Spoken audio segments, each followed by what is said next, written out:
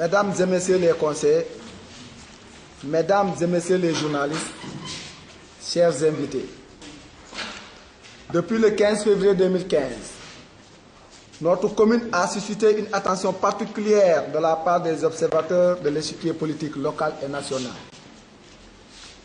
À la suite de l'audience que le président de la République a accordée au premier magistrat de notre commune, celui-ci, après un engagement personnel, a tenu un point de presse à la date suscitée pour annoncer sa transhumance vers la paire avec les 29 conseillers de l'UCS. Ce point de presse que nous tenons aujourd'hui, mesdames et messieurs, s'inscrit dans notre volonté d'établir la vérité des faits. En effet, aux élections locales de juin 2014, dans la commune de Boutoupa-Camaracounda, il y avait deux listes en compétition. La liste Benno Bokk Yakaar et celle de UDZ Kadiamor. À l'issue de ces consultations citoyennes, la liste UDZ Kadiamor est sortie victorieuse avec 30 conseils contre 10 pour la paire. Les 30 conseils de l'UDZ sont répartis ainsi qui suit. UCS 17, P6, AJ Authentique 4 et le Rewmi 3. Mais il faut préciser que depuis décembre 2014, un conseil de l'UCS est arraché à notre affection. Paix à son âme.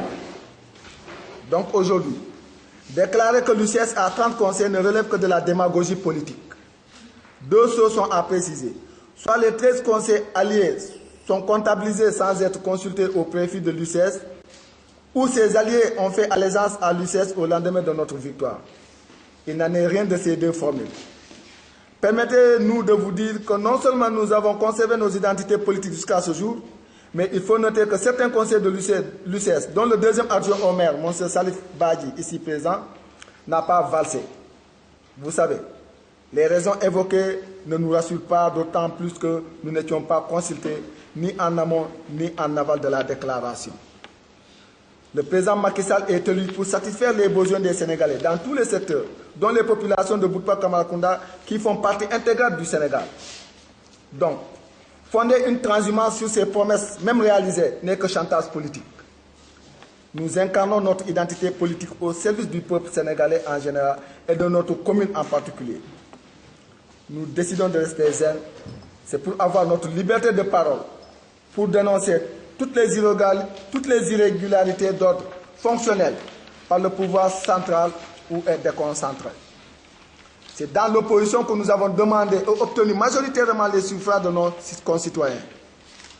Donc dire qu'on ne pourra rien faire à l'opposition, c'est de l'aberration. C'est dans la tempête qu'on reconnaît les meilleurs pilotes. Je rends grâce à Lucien Gomes Expresser. Si je le cite, c'est pour qu'il soit pris en exemple. Pour ce qu'il a eu à faire dans notre commune, en étant à l'opposition, il a eu à faire beaucoup de réalisations. 3 CM fonctionnels, 3 postes de santé, 2 ambulances, 2 centres polyvalents, 2 marchés, un terrain de football clôturé, des écoles élémentaires et préscolaires, 5 blocs maraîchers, une piste prolongée jusqu'à la frontière, dotation de tôles pour accompagner les populations en retour, une trésorerie de 70 millions. Donc, résumer son magistère à l'état civil, c'est insulter l'histoire de notre commune. L'émergence de notre commune ne peut se limiter à l'électrification et à l'octroi d'une ambulance, aussi cruciale qu'elle soit pour la population.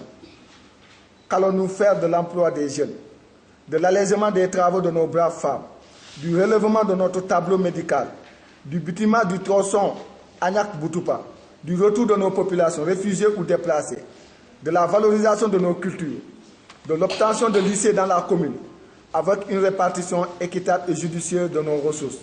Voilà pour nous autant de facteurs qui doivent nous unir sans distinction de parti au bénéfice de la population. Nous sommes convaincus que la Casamance ne sera un pôle de développement qu'avec un fils de la Casamance comme président de la République. À cet effet, nous nous engageons à l'élection de Abdoulaye Baldé en 2017 à la présidence de la République.